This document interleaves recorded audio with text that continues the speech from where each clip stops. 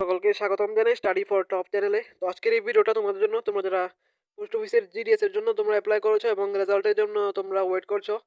তো আজকের এই ভিডিওর মধ্যে আমরা দেখবো যে কবে নাগাদ অফিসিয়াল রেজাল্ট দেওয়া হবে। অফিসিয়ালি একটা নোটিশও জারি করা হয়েছিল যে কবে রেজাল্ট দেওয়া হবে, সেই সংক্রান্ত একটা পিডিএফ রয়েছে।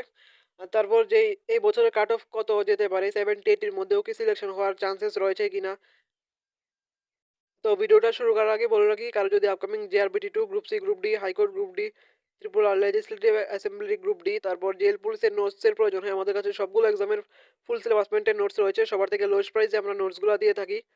তো যদি নোটসের প্রয়োজন হয় আমাদের ভিডিও ডেসক্রিপশনে হোয়াটসঅ্যাপ নাম্বার থেকে যোগাযোগ করে এই নোটসগুলো নিতে পারো।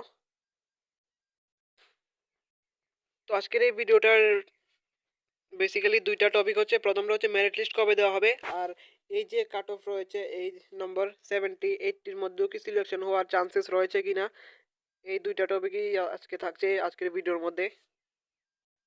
তো দেখো, এটা হচ্ছে সেই পিডিএফটা, অফিসিয়াল নোটিফিকেশন, এটা কবে রেজাল্ট দেওয়া হবে। প্রথমে বলা হচ্ছে ভ্যাকেন্সি ক্যাপচারিং বাই ডিভিশন, যে ভ্যাকেন্সি কালেক্ট হয় ডিভিশন থেকে সেটা হবে 5 জানুয়ারি থেকে 15 জানুয়ারি পর্যন্ত চলেছিল। তারপর approval of the vacancies by the circle, অর্থাৎ সার্কেল থেকে যে ভ্যাকেন্সির অ্যাপ্রুভ করবে সেটা 16 জানুয়ারি থেকে 19 জানুয়ারি পর্যন্ত রাখা হয়েছিল। তারপর approval of vacancies by the directorate, অর্থাৎ যে মেন পোস্টাল ডিভিশন রয়েছে, পোস্টাল ডাইরেক্টরেট রয়েছে, সেখান থেকে এটার অ্যাপ্রুভাল দেওয়ার টাইম ছিল 19 তারিখ।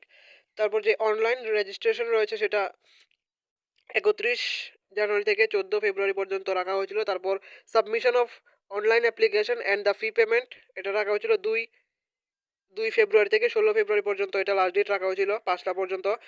তারপর রয়েছে কারেকশন অ্যান্ড অ্যাপ্লিকেশন ফর্ম, যে কারেকশন উইন্ডো ওপেন, সেটা 18 এবং 19 ফেব্রুয়ারি পর্যন্ত টাইম ছিল।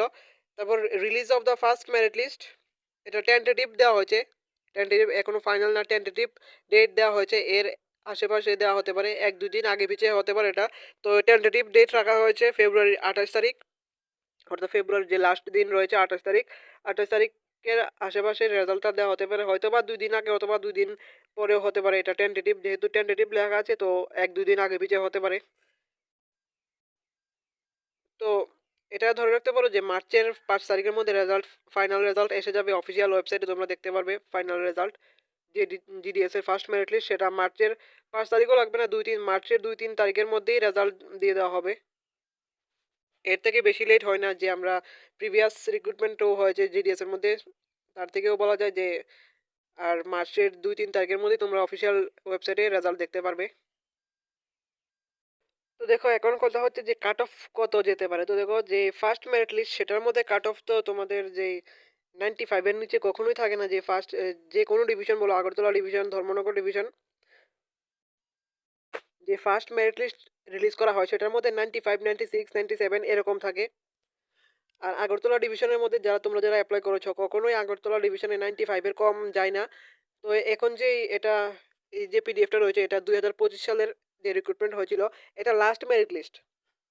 আগরতলা ডিভিশনে যে টোটাল মনে হয় 60টা রেজাল্ট বেরিয়েছিল, এটা সেই লাস্ট মেরিট লিস্ট। দেখো, লাস্ট মেরিট লিস্টের মধ্যেও কাট অফ গিয়েছে কত, এসটি ক্যান্ডিডেট 89।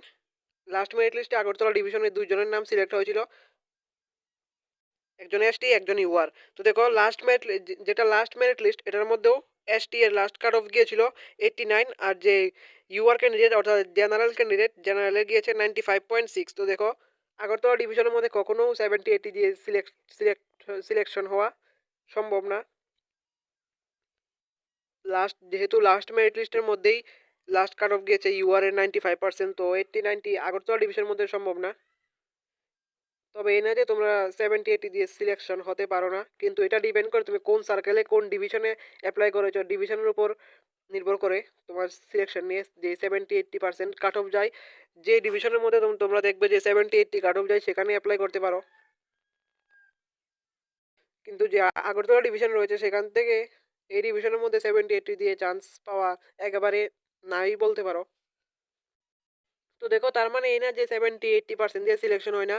এখানে দেখতে পারো একটা ডিভিশনের মধ্যে ইউআর ক্যান্ডিডেট, এখানে দেখতে পারো ইউআর ক্যান্ডিডেট 77.5% সিলেক্ট হয়ে গেছে। তারপর আরেকটা ইউআর ক্যান্ডিডেট এখানে 87-এ সিলেক্ট হয়েছে। তারপর আরেকজন রয়েছে ইউআর ক্যান্ডিডেট, এখানেও 77%-এ সিলেক্ট হয়েছে। তো তোমরা যারা 70-80-এর মধ্যে রয়েছে, এই ডিভিশনগুলির মধ্যে অ্যাপ্লাই করতে পারো যেখানে কাট অফ কম যায়। SC ST UR সকলেরই কাট অফ কম যায়। এখানে একজন PWD ক্যান্ডিডেট রয়েছে 81%-এর পেয়ে গেছে। আবার এখানে দেখতে পারো UR, এখানে আবার একটু বেশি গিয়েছে 95%।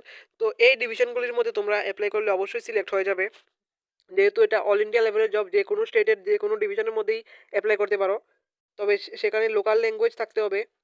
যে ডিভিশনগুলির লোকাল ল্যাঙ্গুয়েজের মধ্যে যে ইংলিশ থাকে তোমরা সেটার মধ্যে অ্যাপ্লাই করতে পারো, কেননা মাধ্যমিকের মার্কশিটের মধ্যে তোমাদের অবশ্যই ইংলিশ কম্পালসরি থাকবে। যে ডিভিশনে দেখবে তোমরা কাট অফ কম যায় এবং সেই ডিভিশনের যে ল্যাঙ্গুয়েজ রাখা হয় হিন্দি এবং ইংলিশ, যে কোনো একটা থাকলেই হবে। তো যেখানে ইংলিশ থাকবে সেখানে অ্যাপ্লাই করতে পারো, কেননা তোমাদের মার্কশিটের মধ্যে ইংলিশ রয়েছে, তো কোনো রকম সমস্যা হবে না। যদি অন্য লোকাল ল্যাঙ্গুয়েজ যেমন আসামিজ, গারো এগুলি থাকে সেখানে কম যায়, কিন্তু অ্যাপ্লাই করতে পারবে না, কারণ আসামিজ ল্যাঙ্গুয়েজ তোমাদের মার্কশিটে যদি না থাকে তাহলে অ্যাপ্লাই করতে পারবে না। যখন দেখবে যে যেখানে যে ল্যাঙ্গুয়েজটা রাখা হয়েছে এবং মাধ্যমিকের মার্কশিটে তোমাদের সেই ল্যাঙ্গুয়েজটা রয়েছে সেখানে অ্যাপ্লাই করতে পারো, ইজিলি সিলেক্ট হয়ে যাবে। আর যেটা আমরা আগেও বলেছিলাম, ফেব্রুয়ারি 28 তারিখের মধ্যে রেজাল্ট দেওয়ার সম্ভাবনা রয়েছে, টেন্টেটিভ ডেট দেওয়া হয়েছে। 1-2 দিন আগ পিছ হতে পারে, মার্চের 2 তারিখের মধ্যে ডেফিনেটলি রেজাল্ট আউট হওয়ার সম্ভাবনা রয়েছে। তো আজকের এই ভিডিওটা এতটুকুই। এরকম ইনফরমেটিভ ভিডিও সবার প্রথমে পাওয়ার জন্য সাবস্ক্রাইব করুন আমাদের চ্যানেলকে।